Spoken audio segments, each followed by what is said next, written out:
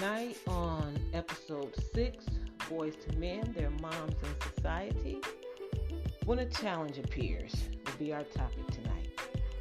We'll be discussing, when a male decides what his man is going to be and what he'll present to the world, no matter his age. That's not a factor. While living that life, he shaped for himself. What happens to him when a hurdle appears? Not just a hurdle, a giant brick wall. Our guest tonight will be discussing their individual but same brick wall. And that brick wall is the challenge during and after incarceration. But stay with us. We'll resume after a word about our sponsor.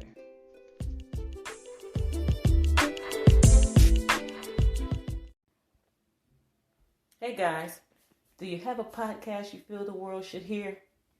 I did. And I used Anchor. Anchor is one of the easiest platforms for podcasting. Anchor is a free service, and it allows you to create and edit your podcast from your phone or your computer. Are you interested in distribution? Of course you are. After all, it's a podcast. Well, Anchor will distribute your podcast for you to other platforms, such as Apple Podcasts, Spotify, and others. You're also able to pick up sponsors and receive monetary support for your podcast. Ready to get started? Download the Anchor app or go to anchor.fm. Let's get started.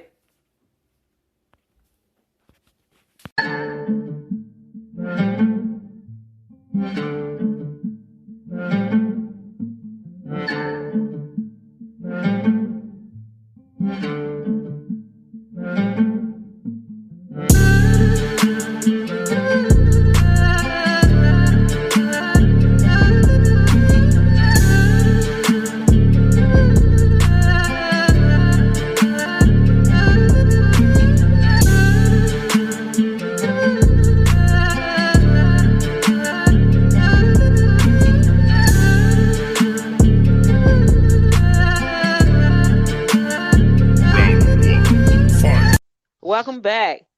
Hey, Village. I'm glad to be here with you tonight.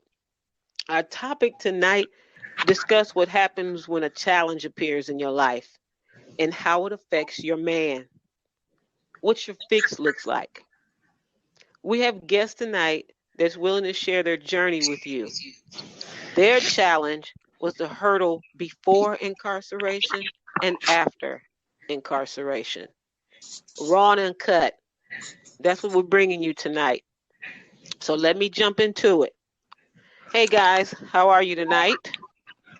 Pretty good. Hey, I'm blessed. All right. I'm excited to have you guys with me tonight. Your stories are inspiring. I think young men that are just released from prison, after decades and absent from society should hear what you guys have to say. So I'm going to go ahead, like I said, and jump into this. Let's introduce you to, say your name and how many years you were incarcerated. My name's Endo, and I did 27 flat.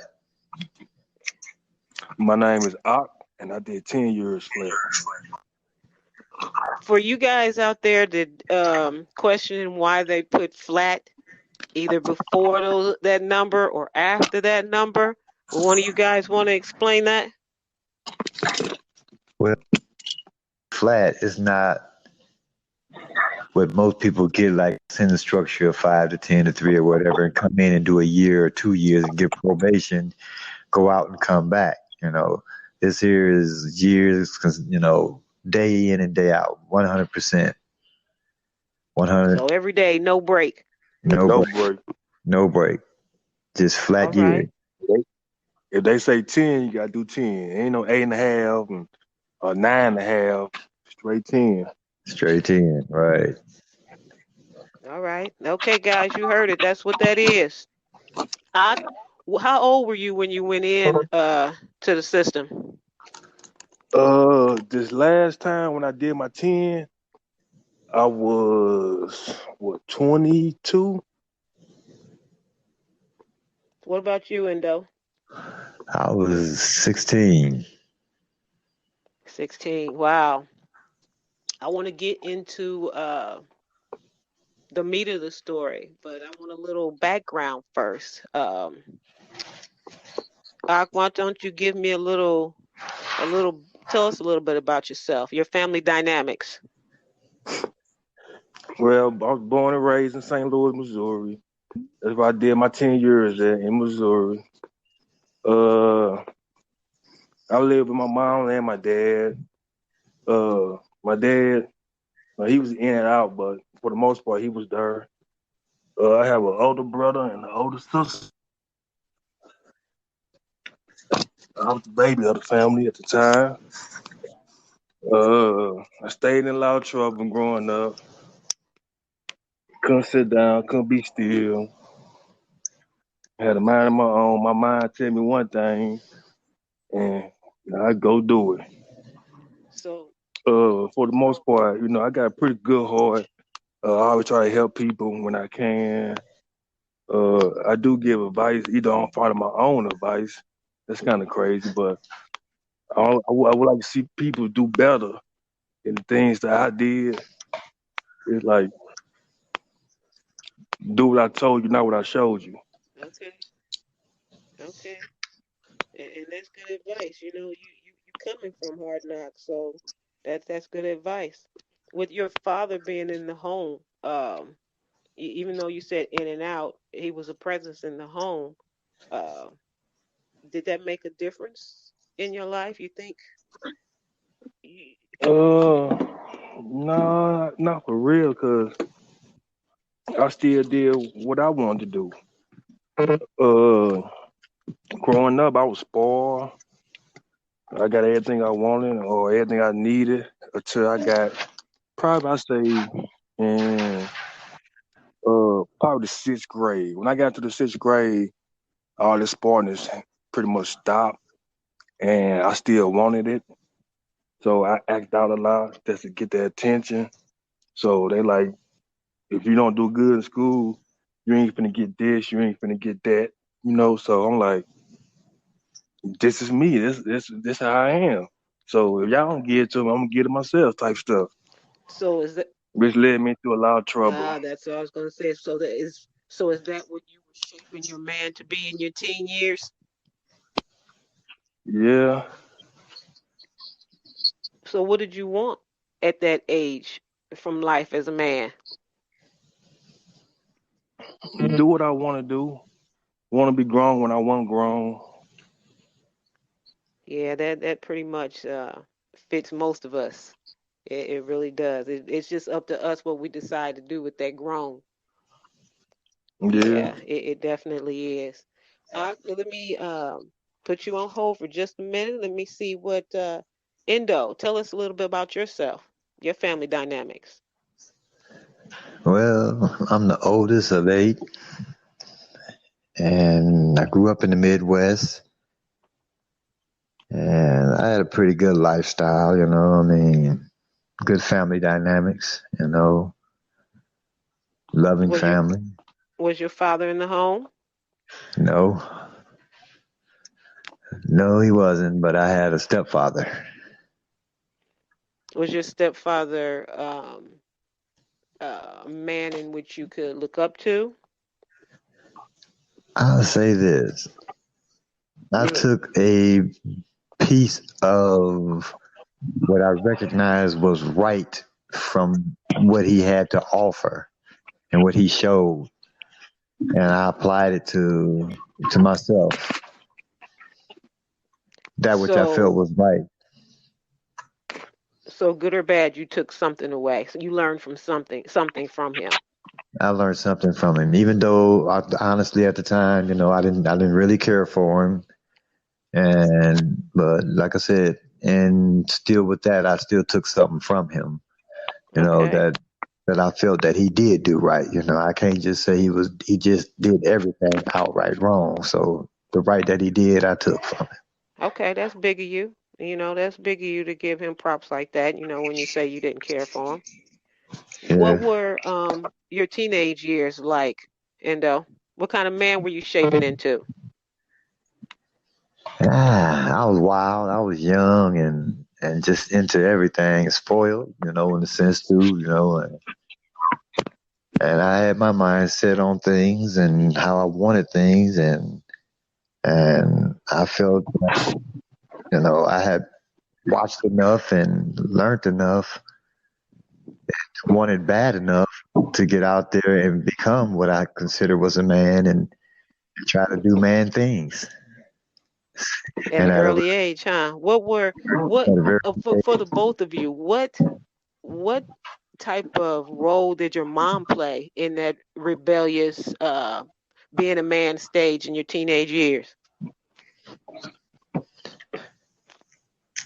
well, for me, my mom was tough as nails. And she threw the best of them, and I gave her all the love and respect in the world. To me, she could have been dad and mom and uncle and aunt too. She was my rock. She was my straight builder. She birthed me, then built me.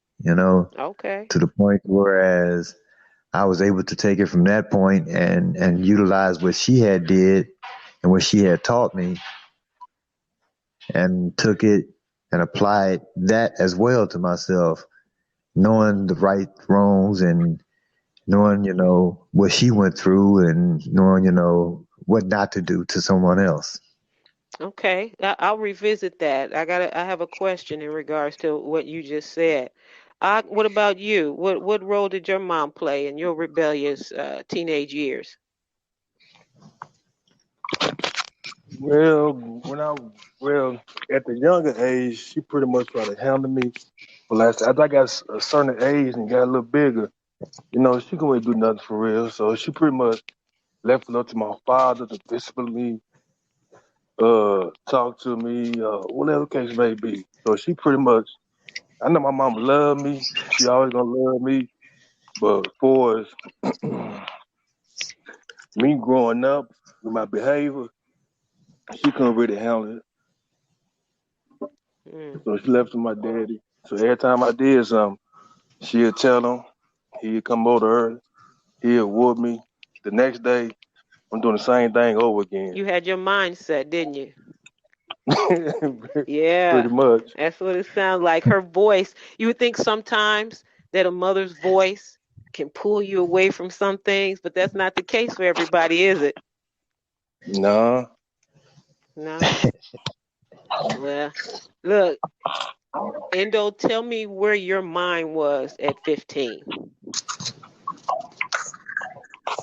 At 16, At 15, where was your mind? Where was your mind at man-wise at 15? I was trying to do everything that I felt a man was supposed to do. Uh, I was out there I had cars and off into things, off into the game, you know, just doing everything that grown people would do. Well, are there any avenues, that you may have taken that made your path to even make incarceration an option? I would honestly say, yes, some of my way of thinking at that time and, you know, the way I felt about, people and listening at that time, I think, I needed some time to stew and learn a little something, get some fat put on the brain. And that was the best way. That was the best experience. And at the same time, it was like a worst nightmare, but at the same time, it's the best experience a motherfucker can get, part of my language, you know, I hear you. because it was School of one, Hard Knocks for real? because it was a great wake, eye opener for me, for real. It let me know I, that I still had a lot of man to grow into, you know. wow. I hear you. I hear you. And to realize that and know you still have a growth, better late than never. I, are there any avenues that you may have taken that made your path to incarceration an option? Yeah, my decision making for the most part. Uh, let's say at 15, man, I was doing grown folk stuff, sex, stealing cars, carrying pistols, that's out hanging in the streets, because my influence came from the streets for the most part. Where I grew up at, they say the hood, projects. I pretty much grew up in the ghetto. That's the whole block was family, so everybody out, that was the place to be on outside.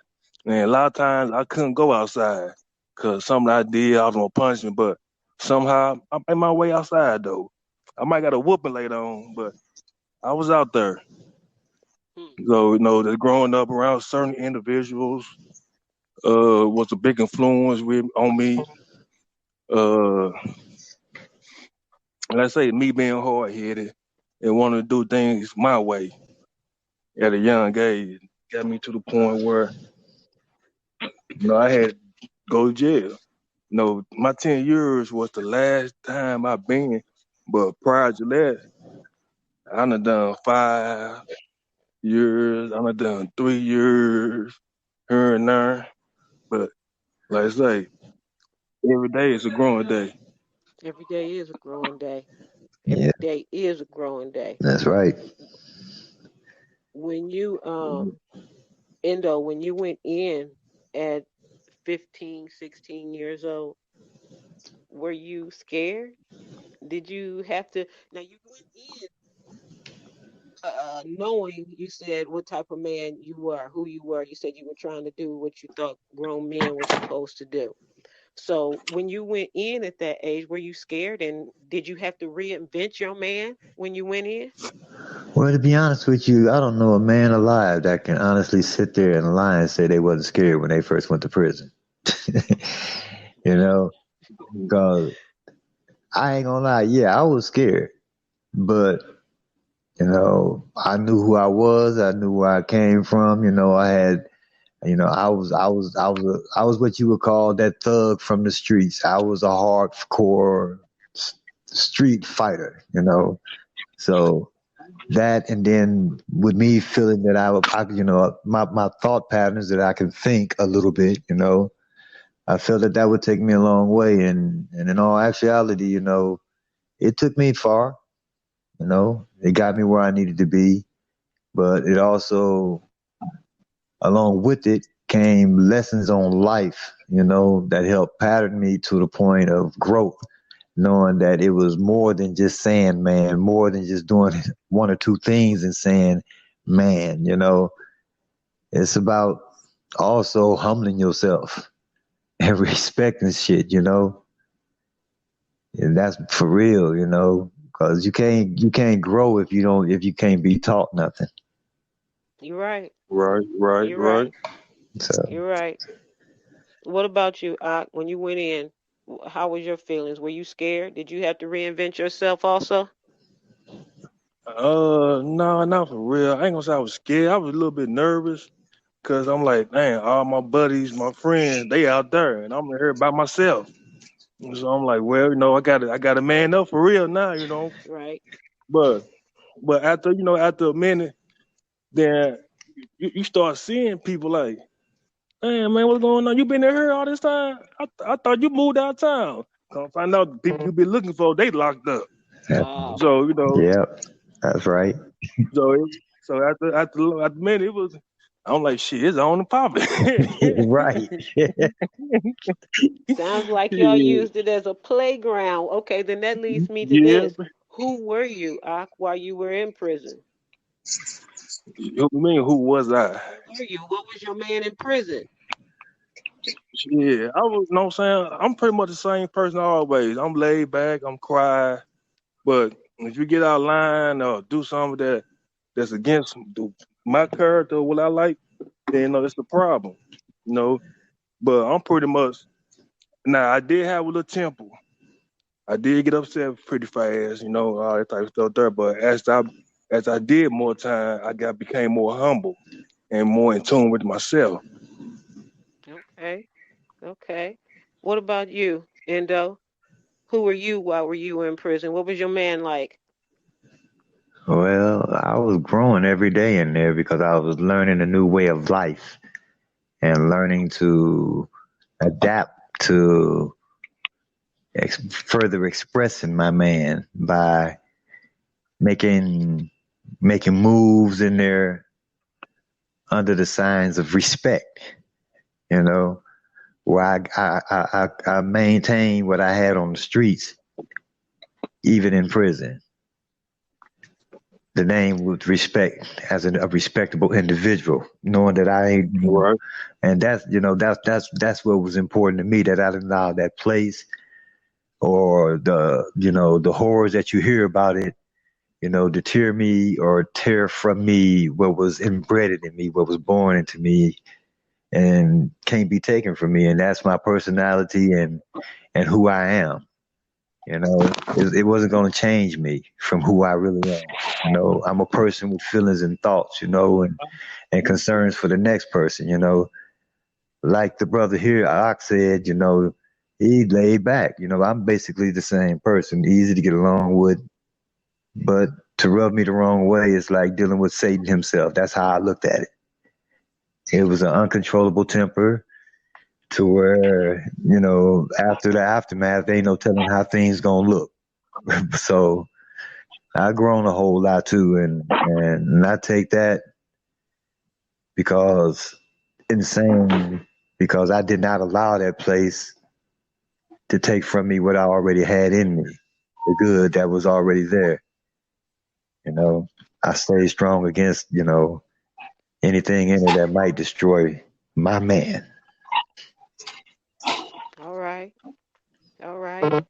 I know people think that, prison is hell, prison is bad, prison is everything people think that it is. But I happen to know that so you can learn some good things and meet some good people uh, while locked up.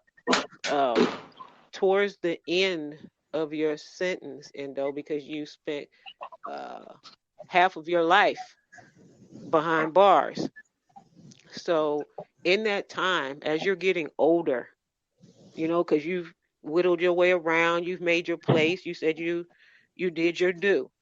So as time goes on and you're getting older, where's your mind?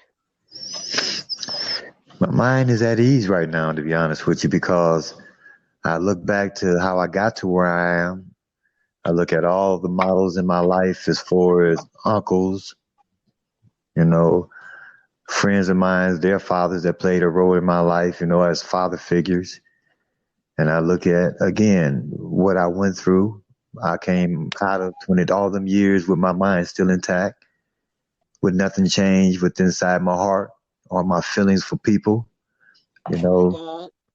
and I give a lot of praise to the Lord and thank Him on a daily basis. That's one thing I do on the regular because I'm living proof. That's Where right. I'm at today is living proof for any man or woman to see that know my story or know me, because I'm here. I'm right here in the flesh, and I'm doing great. God has blessed me gratefully. He carried me through that, and He's carrying me still today. And like I said, every day it's a one-on-one for me and the Lord. And it's That's always right. thank you. That's And right. and I feel like He's going to continue to bless me as long as I continue to show Him I want to change. And as a man, I want to elevate my man to a point of nothing but respect, nothing but saying who I am and showing it within my actions. That's growth, y'all. That's Yes, growth. it is. That's growth. Ah, when you receive word that you've been released, you about to get out, you about to hit dirt, plant feet on the cement that's not behind bars. What did you do when you got out? What did you have to do reinvention again? So where was your head when you got out? Actually, I was nervous because, like I say, for being gone so long and with out of freedom, it's like I'm back to it now. What do I expect? Is I'm gonna be the same way I was before I came in, or is I'm gonna take what I learned while I was in here and apply it to my life when I get out? So yeah, I ain't know about being while you locked up. You heard what's going on the streets. You know what's going on the streets about the beef, who got killed, what's going on, or who came up, or whatever the case may be. You heard, and it's like, oh no, that ain't gonna be me when I get out. People leave, come right back within 6 months. Within 30 days, they come right back. Oh man, I had to catch some motherfuckers slipping, man. I'm like, damn, is that gonna be me? Is I'm gonna get out there and then come right back? I'm like, man. But I had to take in consideration that what pushed me through them 10 years was God. All So I right. had to keep my faith and say God gonna guide me throughout the rest of my life. All So right. but like I say, I got out and it's like I jumped right into it. First day I got my driving license. All right. So, What did you want for yourself then? What once you were released, what did you want? What did you see for Art? a better person,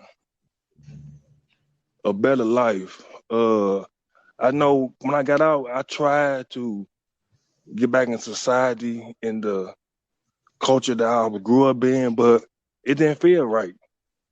So, then I see a lot of haters. I had support throughout my whole 10 years and when I got out. But a lot of brothers don't have that support. So they get Right. out, they got to start from ground one. And it's hard starting over. But like I say, I was blessed to have that support to give me a jump start when I got out to a point where it wasn't so hard on me. But like I Well, say, I got out and made do what it do. all right. That's All right. right.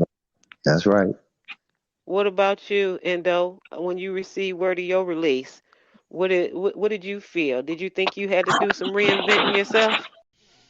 Well, yes, I would have to reinvent myself because I felt like I'm going into a place where it's like a whole different world, a whole different new planet because of where I've been, you know.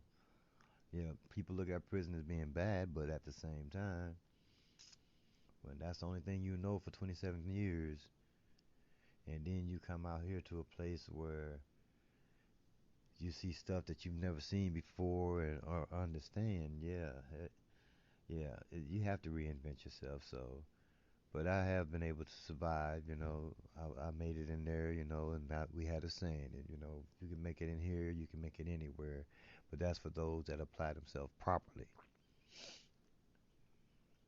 Once you were released, what did you see for yourself? I saw an opportunity to look at the world as a big apple and take a bite out of it because I was given a second chance. Did you have any doubts about making it? I really didn't have no doubts at all because I know me. Like I said, if I can make it in there, I can make it anywhere. All right. What about you? No doubts about making it?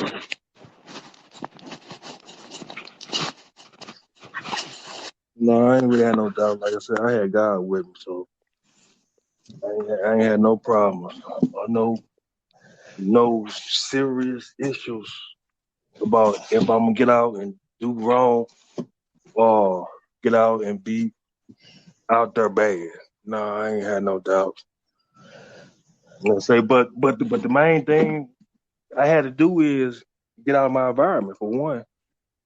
Right. Definitely. So I agree. so I agree. I agree with you, bro. I got out of St. Louis. And since I've been out, I'm a better man.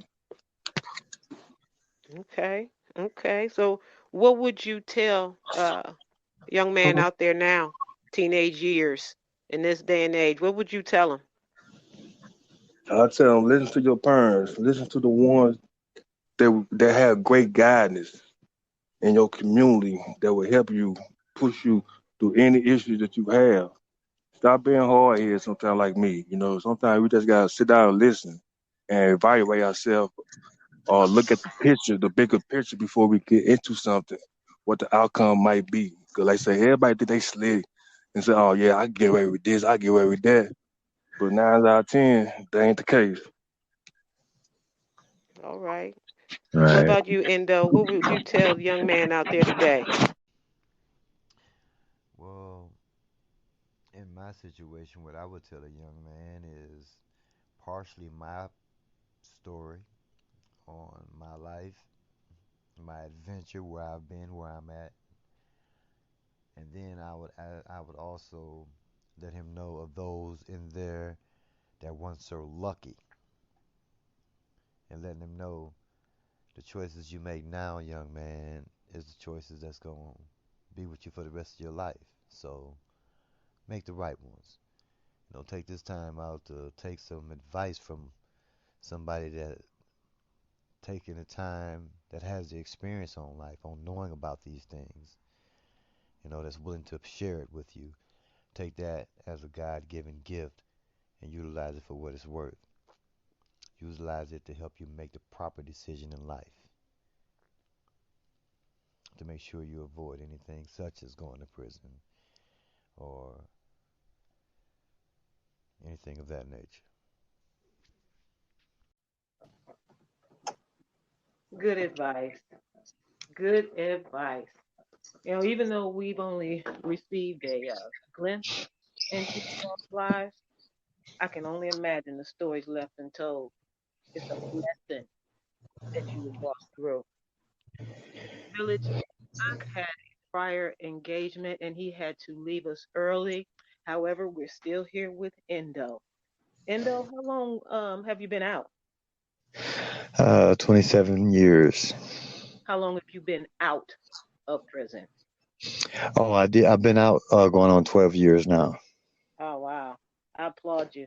I applaud you for not falling into that, proverbial revolving door. I'm very much aware how the formerly incarcerated are treated. There's a stigma attached to it, and majority of the time, there's no wiggle room because of that stigma. And what I mean by wiggle room is the word felon attached to each person. It can be difficult to find a job, an income that actually allows you to put something back into society. What you weren't able to do while you're incarcerated. And with Right, right. and without that, the rest of your ability to rise is hindered.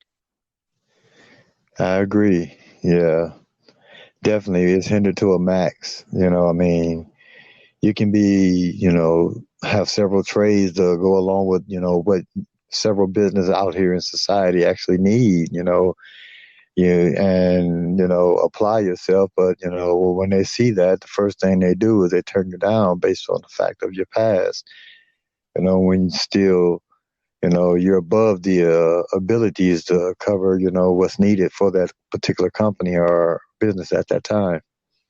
That's a shame, and we need more people to change their mindset. I know it's a lot of good people, good men out there that have gone to prison and kept their mind together and are very well established in society. Um, with that being said, Endo, let me ask you one more question. I always end the episode with, what is your man made of?